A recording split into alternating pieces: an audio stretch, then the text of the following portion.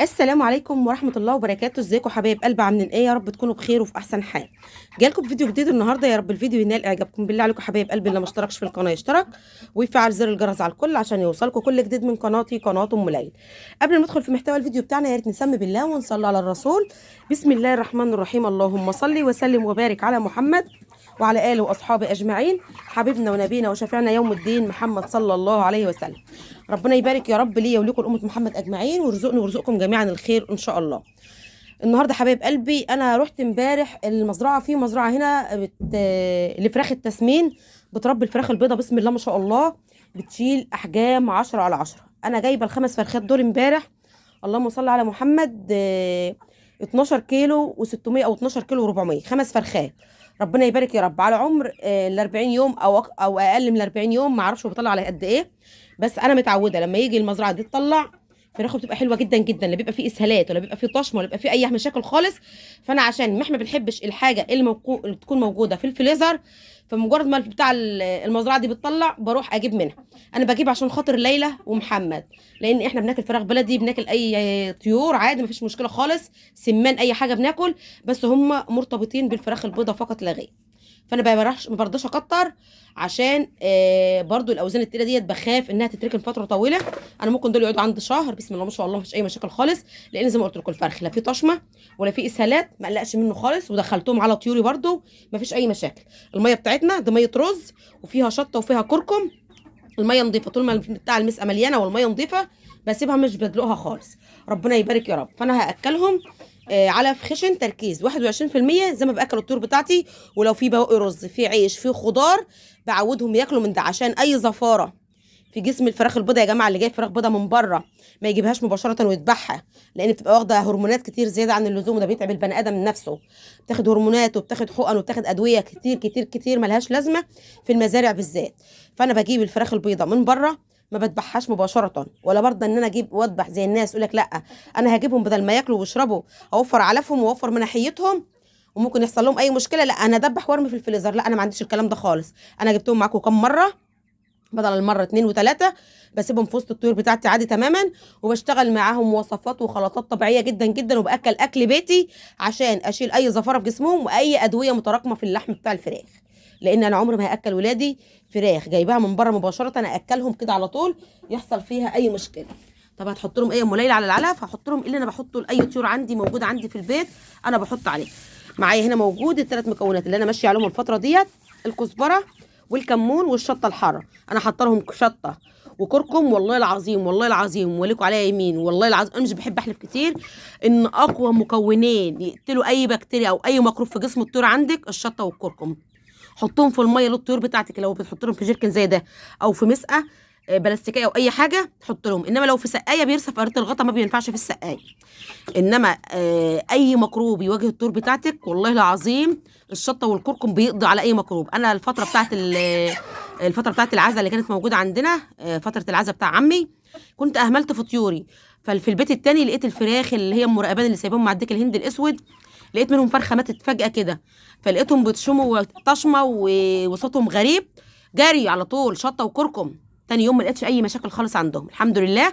عملت لكل الطيور اللي كانت موجوده عندي، لان انا اللي حصل عندي بسبب الرومي اللي انا جبته من بره، والرومي كان تعبان، لان الرومي كنت بمسكه كان ريشه بيطلع في ايدي، يعني جاي من عند صاحبه تعبان، بس حسبنا الله ونعم الوكيل فيه، لان هو غشني وغش الست اللي هو ادالها، اللي هو جالي عن طريق واحده، هي جابته من بيته وما نزلش السوق، هي جابته من بيته وجابته لي، لان انا كنت طالبه منها نوعيه الرومي التركي الرصاصي ده، فهي جابته، فهو الرومي طالع من عنده تعبان اصلا، لان الرومي انا كنت بشيله الريش كان بيطلع في ايدي، فمات عندي تاني يوم، فخلاص هي مالهاش ذنب، هي جايباهم زيها، فربنا يعوض عنا جميعا. فعمل مكروب عندي في البيت التاني مع الفراخ بتاعتي.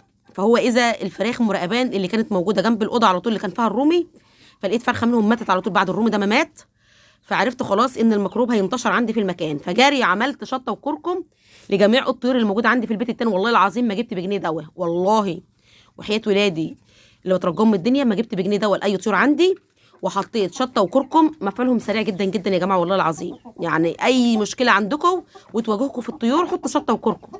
وانا بكتر الشطه، مش بخاف من الشطه، انا مش بخاف من الشطه، بكتر الشطه وبحط لكل الطيور بتاعتي. هفتح بس الاكياس عشان ما اطولش عليكم الفيديو، ونبدا نحط للطيور بتاعتنا شطه وكزبره، ونحط كمون. الكمون والكزبره الاثنين مضاد حيوي جميل جدا جدا ورافع مناعه مضاد سموم.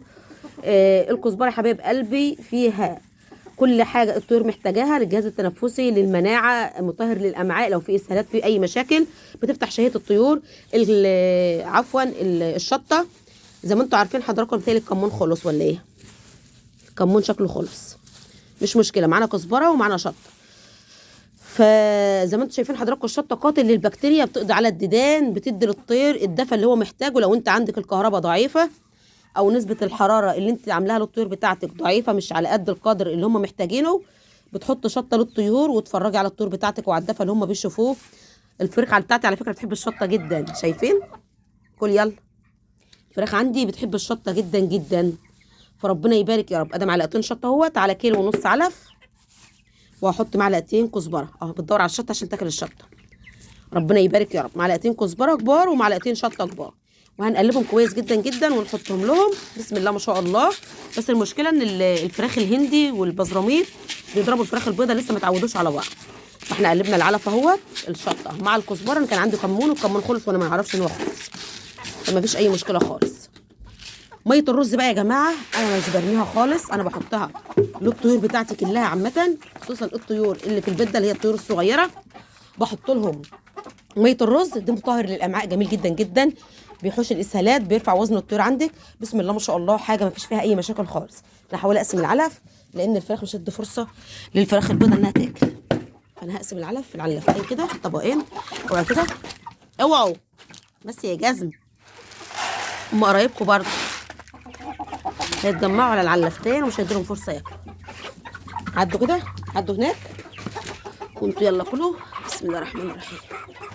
بسم الله ما شاء الله. الفراخ الهندي والبزراميط عندي اللهم بارك، احجامهم كل يوم بتزداد حلاوه. بسم الله ما شاء الله. شايفين حجم الفرخه دي؟ بزراميط اهي، بسم الله ما شاء الله اللهم بارك. لسه عمرها شهرين ونص بالكتير، شايله وزن حوالي عن كيلو ونص اهيت. بسم الله ما شاء الله. هي بزراميط على هندي بتاع بلدي، ساسو على هندي، بس كانوا اخدوا فتره طويله جدا جدا تعبوا فيها، بس الحمد لله ان الطيور بتاعتي رجعت احسن من الاول وما حصلش عندي اي نافق خالص، لان زي ما قلت لكم الشطه والكركم ممتازين جدا جدا للطيور. اما بلاقي الطيور بدات تتغير عندي قبل ما يحصل اي مشكله، ببدا على طول احط شطه وكركم في الميه، وميه الرز مع الشطه والكركم. يبقى انا بحط لهم مضاد سموم، بحط لهم رافع مناعه، مضاد حيوي، مطهر للامعاء، قاتل للبكتيريا، حاجه تدفي الجسم بتاعهم، حاجه تفتح شهيتهم. بصوا الثلاث مكونات دول لما بحطهم في الميه ممتازين جدا جدا. ميه الرز بدل ما نرميها في الحوض الطيور بتاعتنا تستفاد بيها. انا صباحي على الله، لو مش محتاجاها لاي شغل في البيت، يعني مثلا يكون عندي طيور مذبوحه او سمك بغسله بميه الرز عشان الزفره والكلام ده، مش محتاجاهم في شغل البيت ما برميهمش على الارض، بحطهم للطيور بتاعتي لان الطيور هتستفاد منهم جدا جدا. فربنا يبارك يا رب. انا حطيت لهم طبق لوحدهم اهو، اتجمعوا عليه وبياكلوا، ودول في الطبق بتاعهم. ربنا يبارك يا رب ان شاء الله. ممكن يمشي النهارده يديك الهندي الكبير الرصاصي ده مع فرخه هندي من الفراخ اللي في البيت التانيه اللي هم الشامورد برضه. في واحد محتاج فراخ تشتغل عنده على طول، فممكن اديله الديك ده واديله فرخه من الفراخ اللي هناك. فربنا ييسر للجميع. حته من دي على كام يا ام ليلى؟ الحته من دي على 350 يا جماعه، انا بطلعها النهارده على 350. فربنا يبارك يا رب. وبعدين انا كمان ببيعه على 400، بس عشان هو جاي لي من مكان بعيد وجاي ياخدهم من عندي من البيت، فانا هطلعهم له الاثنين ب 700 جنيه عشان هو برده معرفه مش غريب. فربنا يبارك يا رب ان شاء الله ويرزق كل من كان. انا بس المشكله اللي عندي في الديك دهوت ان هو عنده التواء في الرقبه، جات له فتره كده ان هو جاله دور سخونيه فحصل فيه المشكله دي. شايفين بيمشي ازاي؟ دي المشكله اللي حصلت معاه، بس ما هوش ايه، مش معدي، لان هو دور سخونيه اللي اثر عليه، مش ان هو جاله باي سبب تاني او باي مرض، لا. مجرد ما بمسكه بيمشي طبيعي وبياكل زي السخونه، ما فيش في اي مشكله بالنسبه لي. بس ده انا هذبحه، مش ايه، مش هينفع لا الانتاج ولا ان انا ابيعه لاي حد. والديك الاصفر في اسود في بني ده ان شاء الله هربيه مع الفراخ البزراميط، وده لسه ديك صغير، ان كبر هنسيبه، ما ينفعش برده هنذبحه. فربنا يبارك يا رب ان شاء الله ويرزقني ويرزقكم جميعا اللهم امين. دي كان الفيديو بتاع النهارده، حبيت اوريكم الفراخ البيضاء انا عملت معاها ايه ودخلتهم على طيور ازاي، او ايه المكونات اللي انا ايه استقبلتهم بيها عشان ما يحصلش اي مشاكل، حتى لو هم فيهم مشكله ما يعملوش مشكله عند الفراخ بتاعتي، او لو فراخي فيها مشكله ما تعملش مشكله مع الفراخ البيضاء. فلازم ان انا امسك العصايه من النص واظبط الدنيا مع جميع الطيور، سواء جاي من بره او من الطيور بتاعتي. فربنا يبارك لنا جميعا يا رب ان شاء الله، ويرزق كل من كان الخير. استنوني في فيديو جديد واشوفكم على خير، والسلام عليكم ورحمه الله وبركاته.